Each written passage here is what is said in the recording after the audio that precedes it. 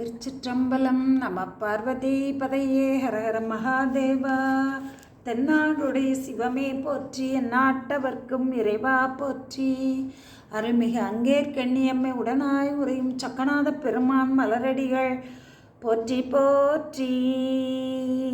திருச்சிற்றம்பலம். நித்தம் எழுந்தருளி நின் மலனே என் தனக்கு புத்தி மிக மிகவும் போதித்து சித்தமயல் போக்குவாய் இன்ப சுக பூரணத்தில் இரண்டரவே ஆக்குவாய் சொக்கநாதா. திருக்கைலாய பரம்பரை திரு தர்மயாதீன குருமுதல்வர் ஸ்ரீல ஸ்ரீ குருஞான சம்பந்த தேசிக பரமாச்சாரியார் சுவாமிகள் அருளி செய்த சிவபோகசாரம் பாகம் 24 பாடல் எண் 116. ஆகாத காரியம் செய்து ஆம் சுகம் அதனால் போகாத துக்கம் பொருந்துவதும் ஓஹோ உரைக்கில் அணுவுக்கும் உயர்ந்த மாமேரு வரைக்கும் நிகராம் அதி. உடம்போடு கூடியுள்ள நிலையிலேயே திருவருளில் ஒன்றி அதில் அடங்கி இறை பணியில் நிற்கும் ஆன்மாக்கள் பிராரர்த்த வினையின் தாக்குதலால் ஆகாத காரியம் செய்தும் அதனால் அடைகின்ற இன்பத்தையும் துன்பத்தையும் நோக்குங்கால் அவை முறையே அணுவுக்கும் உயர்ந்த மாமேருமலைக்கும் நிகராகும். மல வாசனை காரணமாக அசத்தாகிய புலன்களின் வழி சென்றாராயினும் அதனால் பெறக்கூடிய இன்பம், அதனால் அடைகின்ற இன்பம் சிறிதளவே அணு அளவே ஆகும். திருவருளில் ஒன்றி நின்று திருவருள் வழியாக சிவத்தை அறிந்து அதில் அழுந்தும் பொழுது கிடைக்கக்கூடிய இன்பம் பேரின்பம் மேருமலைக்கு நிகராகும். அசத்தாகிய உலகச் சார்பினின்று நீங்கி திருவருள் சார்பை பெற்ற திருவருள் வழி சிவத்தை அடைந்து பேரின்பம் துய்த்து நிற்பர் என்பதை நீ அறிவாயாக. திருவருள் வழியாக சத்தாகிய சிவத்தை அடைந்த பேரின்பத்தை துய்த்து நிற்பார்கள். அசத்தாகிய உலகப் பொருள்களின் கண் சென்று ஆகாத காரியத்தை செய்து துக்கம் பொருந்த மாட்டார்கள். அணு அளவில் இன்பமும் பின்னர் பேரிடரும் விளைத்து நிற்றலில் அப்பாசப்பொருள்களின் கண் பற்று செய்யாது இருப்பாயாக. இன்பம் ஓர் அணுவாம், இடர் அதற்கு மாமலையாம், புன்போகம் வேண்டி புலம்பாதே என்று தெளிய உணர்த்துகின்றார் ஆசிரியர். 117. பொய்யில் வரும் துன்பம் புகுந்து அறிந்தும் பூரணமா மெய்யில் வரும் இன்ப விளைவு அறிந்தும் ஐயோ தெளியாத என்ன நலம் தீங்கு உண்டு சற்றும் கழியாத என்ன மயக்கம். பொய்யில் வரும் துன்பம் புகுந்து அறிந்தும் ஐம்பொறி முதலிய கருவிகளாலும் மனம் முதலான கரணங்களாலும் அறியப்படும் பொருள்களெல்லாம் தோன்றி நின்று அழியக்கூடிய நிலையில்லாத பொய்ப்பொருள்கள், அதனால் வரக்கூடிய துன்பங்கள்.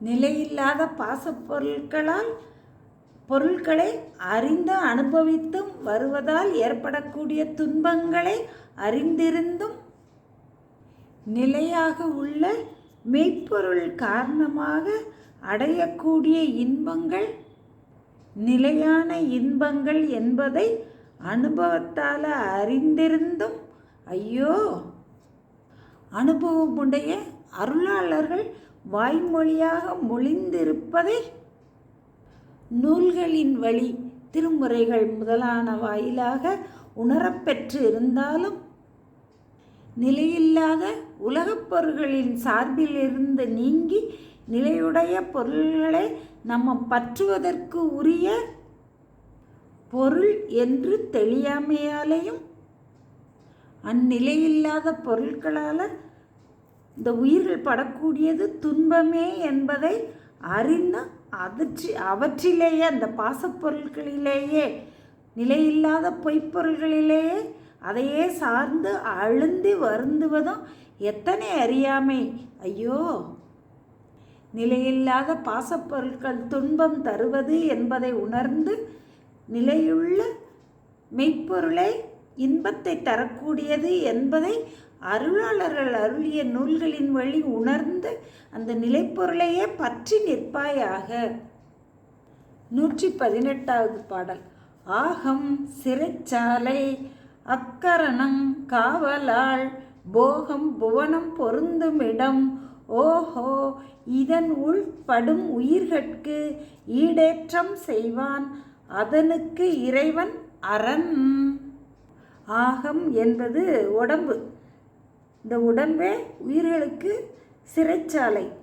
அக்கரணங்கள் தனு கரண புவன போகங்கள்லாம் சிறைச்சாலையில் இருக்கக்கூடிய உயிருக்கு காவலாளர்களாக. உயிர்கள் முன்பு செய்த வினைக்கு ஏற்ப கரணம் போகம் புவனம் இவையெல்லாம் கூட்டி தனுன்ற சிறையிலிட்டு உயிர்கள் செய்த வினை போகங்களுக்கு ஏற்ப அவற்றை இன்பத்தை கூட்டியும் பாவங்களை செய்த உயிர்களுக்கு துன்பங்களை ஊட்டியும் இறைவன் தன் ஆணை வழி நடத்தலின் இத்தகைய இன்பத் துன்பங்களை இந்த சிறைச்சாலையிலிருந்து அனுபவித்தலே உனக்கு இன்பமோ? இச்சிறையில் பட்டு அழுந்தும் உயிர்களுக்கு பக்குவம் வந்துற்ற காலத்தில் ஈடேற்றம் செய்பவனும் அவனே ஈடேற்றம் செய்வோம் அவனே இறைவன், அவனே இந்த உயிர்களுக்கு அரண் போன்றவன். உயிர்கள் உடம்புன்ற அந்த சிறையில் பட்டு இன்ப துன்பம்ன்ற வினைகளை அனுபவித்து வர்ற காலத்தில் அந்த வினைகளை அறுத்து அந்த உயிர்களுக்கு ஈடேற்றம் செய்பவனும் இறைவன், அவனே நமக்கு அரண், அவனே நமக்கு புகலிடம். மாணிக்கவாசக பெருமானுக்கு பாண்டி வெள்ளமாக வந்து நின்றான். சுந்தரமூர்த்தி சுவாமிகளுக்கு தோழனாக வந்து நின்றான். வந்திப்பாட்டிக்கு கூலியாளாக வந்தான். உயிர்கள் செய்த வினைக்கேற்ப உடம்பாகிய சிறையிலிட்டு இன்பத் துன்பங்களை கூட்டுவிப்பவனும் அப்படி இன்பத் துன்பங்களை அனுபவித்த உயிர் பக்குவம் வந்துற்ற காலத்தில் அந்த உயிர்களுக்கு சிறை துன்பத்திலிருந்து நீக்கி ஈடேற்றம் செய்து பேரின்பத்தை நுகருமாறு செய்பவனும் இறைவன், அவனே நமக்கு அரண், அவனே புகலிடம் என்று உணர்வாயாக. 119. அதிட்டானம் ஈசன் அருளன்றி மற்றை அதிட்டானம் எல்லாம் அனித்தம். அதிட்டானம் பொய் என்று அறியாமல் பூதலத்து நெஞ்சமே மெய்யென்று உழல்வதெல்லாம் வீணே. அதிட்டானம் பற்றுக்கோடு, ஆதாரம். ஈசனின் திரு அருள் அன்றி உயிர்களுக்கு வேறு பற்றுக்கோடு இல்லை, வேறு ஆதாரம் இல்லை. மற்றை அதிட்டானம் எல்லாம் அனித்தம். இறைவனது திரு அருளே நித்த ஆதாரம். மற்றைய ஆதாரமெல்லாம் அனித்தம், நிலையில்லாத பொருள்கள். இந்த நிலையில்லாத உலகத்தில் வாழ்கிற காலத்தில் நிலையில்லாத பொய்ப்பொருள்களையே, வீடு மனை வாழ்க்கை இதெல்லாம் நிலையில்லாதவை என்பதை அறியாமல் நெஞ்சமே இந்த நிலையில்லாத பொருள்களை தேடி அடைந்து அவற்றை அனுபவிப்பதிலேயே இந்த வாழ்க்கையை முழுவதும் மனை மாடு இவையெல்லாம் மெய்யென்று அவற்றை பெறுவதிலேயே காலத்தையெல்லாம் வீணாக்குவது வீணான செயலே ஆகும், பயனில்லாத செயலே. மனைவி, தாய், தந்தை, மக்கள் மற்றுள்ள சுற்றம் என்னும் வினையுரையை விழுந்து அழுந்தி வேதனைக்கு இடமாகாதே. மாட்டை தேடி மகிழ்ந்து நீர் நும்முள்ளே நாட்டும் பொய்யெல்லாம் பேசிடும் நானிலீர் கூட்டை விட்டு உயிர் போவதன் முன்னமே காட்டுப்பள்ளி உள்ளான் களல் சேர்மினே என்று நமக்கு அருளாளர்கள் திருநாவுக்கரசு பெருமான் காட்டியுள்ளார். அருளில் பெரியது அகிலத்து இல் என்று சாத்திரங்கள் பேசும். ஈசனின் திருவருளே பெறுதற்கரிய பெரும் பொருள். அவனது திருவருளே நமக்கு பரம ஆதாரம். ஈசனது திருவருள் அன்றி நமக்கு வேறு பற்றுக்கோடு புகழிடம் இல்லை. அதனால் அந்த நிலையில்லாத பொய்ப்பொருள்களையே தேடி உழலாமல் வாழ்வை வீணே கழியாது மெய்ப்பொருளாகிய அவனது திருவருளையே தாரகமாக பற்றி நிற்பாயாக.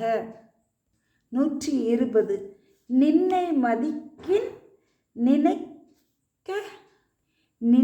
மதிக்கின் நினக்கதிகர் செல்வ நின்னை வறிஞன் என நீ நினைகின் நின்னில் சிறியார் வறுமை நினை சிந்தை புக என்றும் குறியா இடும்பை துக்கம் கோள். நின்னை மதிக்கின் நினக்கதிகர் செல்வ நினை.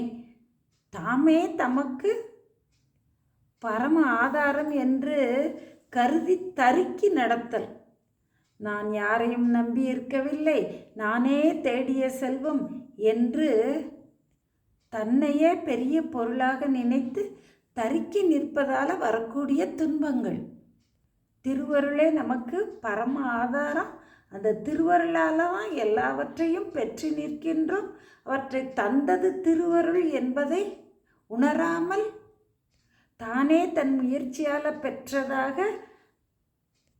தருக்கி நின்று அதை பேணுவதிலேயே வாழ்க்கையை பொழுதையும் கழித்து வல்வினையில் அகப்பட்டு அவலக்கடலில் வீழ்கின்றோம்.